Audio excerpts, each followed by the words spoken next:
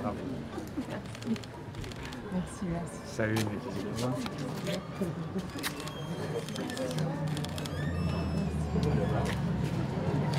Salut.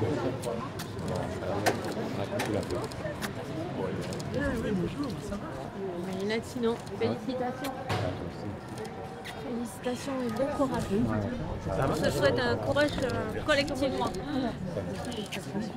Là-bas de l'autre côté. Salut Roger. L'homme du Nord. Yes, L'homme du Nord. Tu vas bien. Félicitations de vive voix. Toi, ça ne refait pas félicitations. Non. C'est que. Trop longtemps qu'il est resté. Exact. Voilà. Ça va. Bon, faut qu'on se voit avec les rapidement. Deux semaines derrière. C'est rigolo. Salut Océane. Ça va? Ouais. Ravi de moi aussi. rejoindre. Merci. Merci. Pas de rien. On passe par là-bas. Salut. Allez-y, allez-y.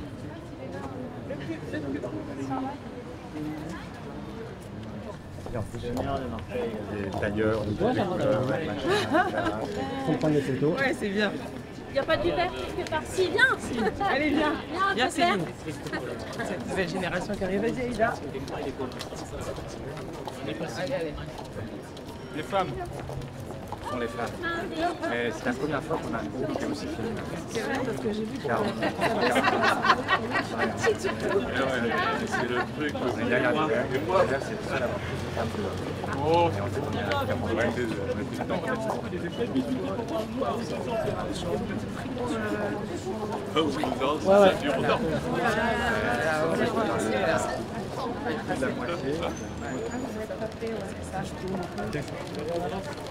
Allez, on va avancer. Mais est-ce que vous êtes nombreux? Oui. Vous allez bien? Vous êtes prêts à la rentrée? On est très bien. Voilà. Ouais.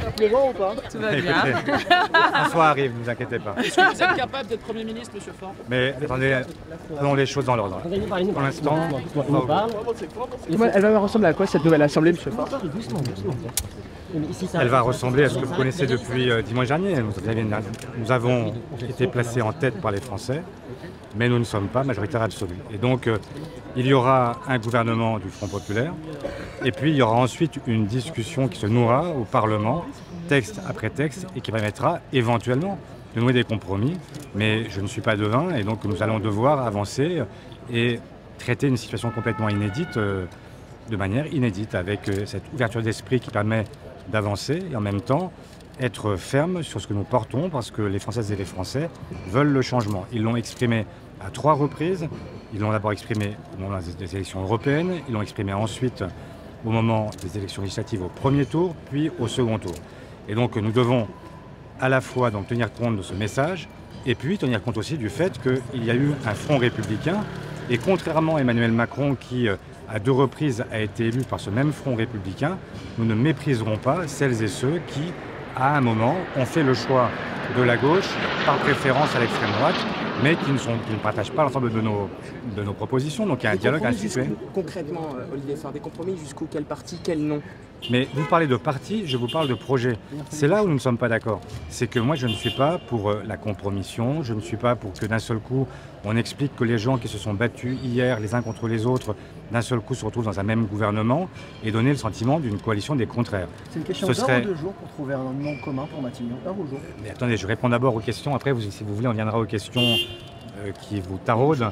Mais d'abord, la vraie question, c'est quand même de savoir comment est-ce que se met en place cette coalition. D'abord, le président doit reconnaître sa défaite, parce que si il veut laisser les choses traîner et laisser penser que personne n'a gagné, nous, on peut lui rappeler qui a perdu. Et il a perdu, et il n'a plus la capacité aujourd'hui à s'imposer comme celui qui serait le maître de tout, des horloges, des coalitions et du reste. Donc il y a aujourd'hui une évidence arithmétique, c'est que le groupe arrivé en tête, c'est celui du Front populaire.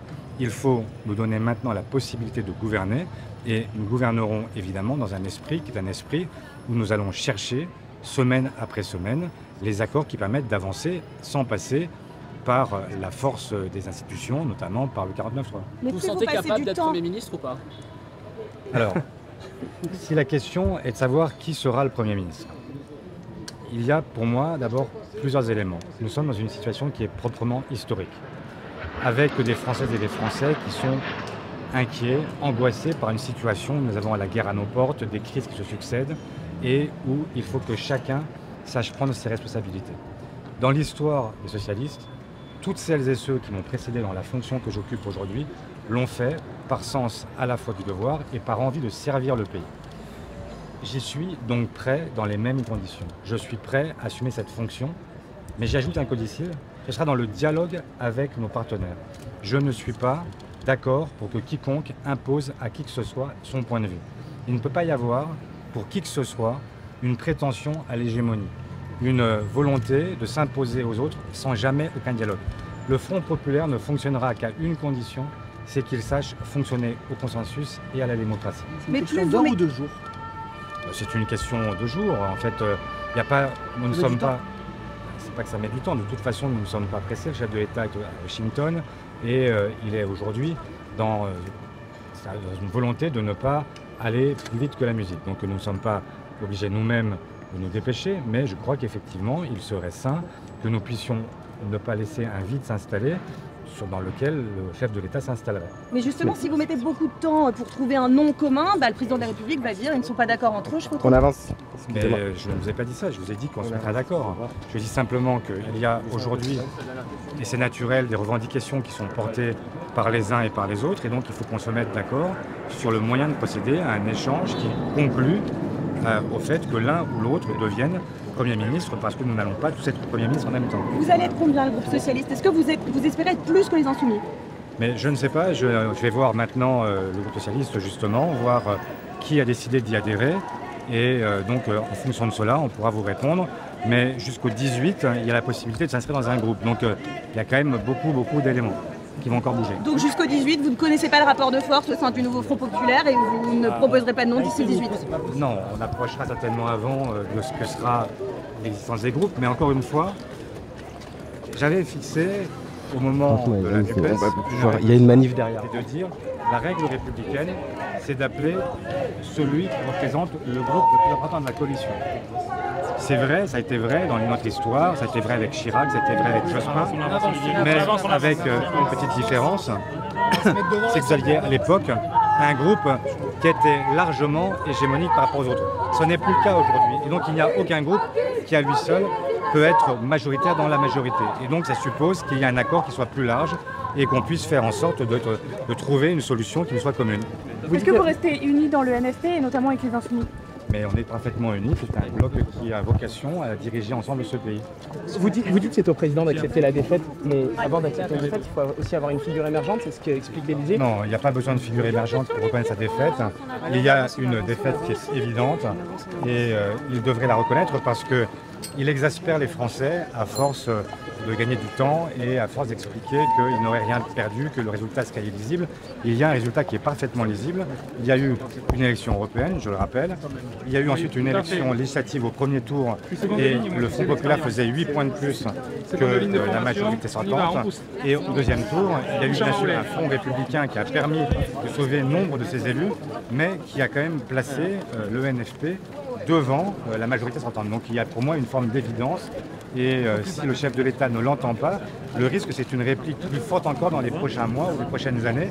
Et moi je souhaite que nous conduisions ce pays dans l'apaisement et que nous puissions faire en sorte de sortir de cet affrontement permanent dans lequel le chef de l'État nous a plongé depuis le...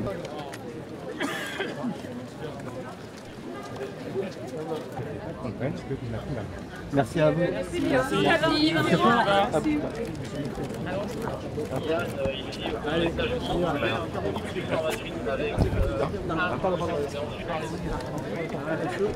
Mathieu, ouais. Mathieu, alors ramenez. La gauche,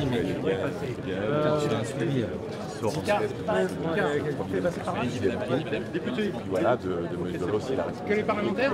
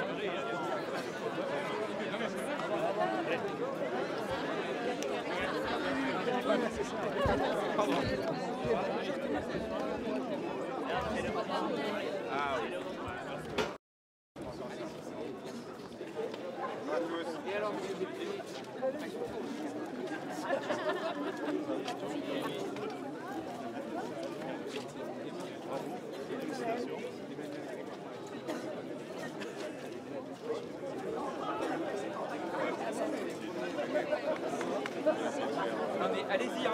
Allez-y les filles. Salut les gars. On va relancer notre compétition.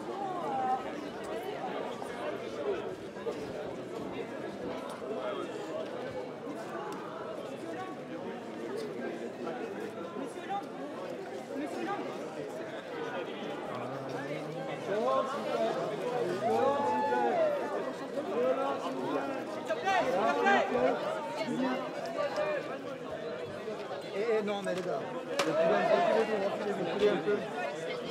Reculez. Oui, s'il te plaît. Reculez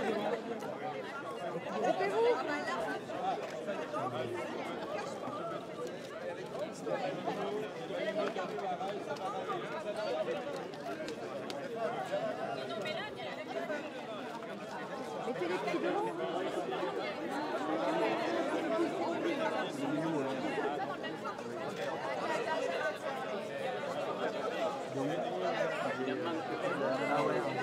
Tire un peu. Jérôme, tire un peu. Ça pas beau nous équiper. Bravo. Bravo. On y va au complet, hein. Yes.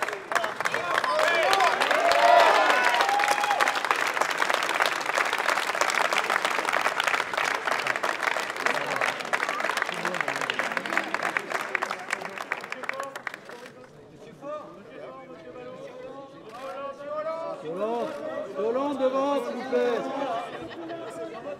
Hollande, s'il vous plaît, devant. En face de vous.